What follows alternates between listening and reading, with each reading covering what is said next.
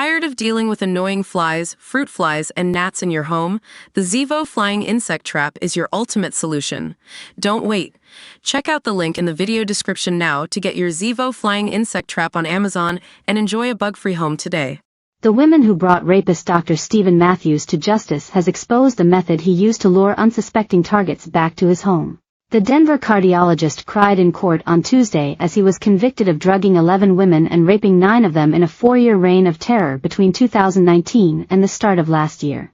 Prosecutors said there was a remarkable similarity between the accounts given by his victims, and now the last of those victims has revealed the strategy that was already chillingly familiar to the other 10. He gave all of us a life sentence, just not behind bars, she told KDVR. One of the hardest things about sexual assault and rape is that your body is the crime scene, and you carry that with you forever.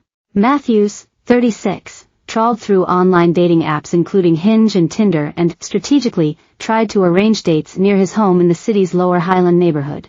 It was on Hinge that multiple rapist arranged to meet the woman, who gave her name as Audrey, in January 2023.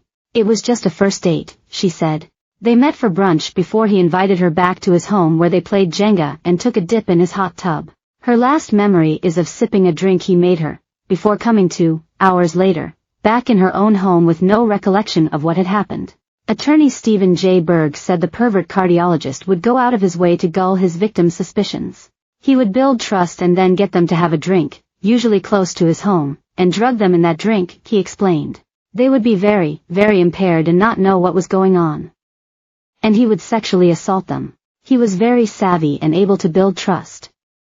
He'd say, let's meet in a public place, and talk about his dog and then oftentimes use that as an excuse to head back to his house or apartment. But Audrey was suspicious when she noticed unexplained bruise and went to a doctor for an examination which found she had been raped. I didn't remember any sexual activity, but I did have a hickey, she said. She went to the police and as they began to investigate they found more women with exactly the same experience. A date, a game of Jenga, a drink, a hot tub, and nothing else. One said that 10 hours after meeting Matthews were a complete blank and she had no idea how she got home. Another recalled vomiting and curling up in a fetal position after a single drink at Matthews' home before waking up at her home with Matthews in the room. When she refused a second date he sent her nude photographs he had taken of her unconscious. Matthews denied all the allegations as his defense team tried to poke holes in the women's stories. But Audrey testified against him in court and plans to deliver a victim impact statement at his sentencing on October 25. It just makes your skin crawl. You want to yell at that person and just shake them and ask why, she said. It's something that you carry for the rest of your life.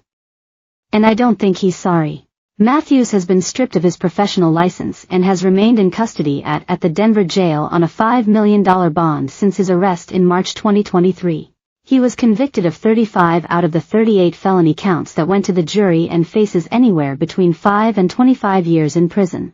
A verdict doesn't change what happened to you, one victim told CBS. There are lifelong physical and emotional things that I will be dealing with as a result of what happened to me. I think he's not sorry for what he did. I think he's sorry he got caught.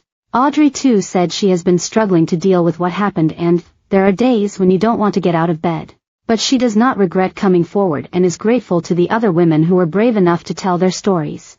It was really, really nice just to meet all of them and just to give them a hug and tell them thank you for coming forward after I did, she said.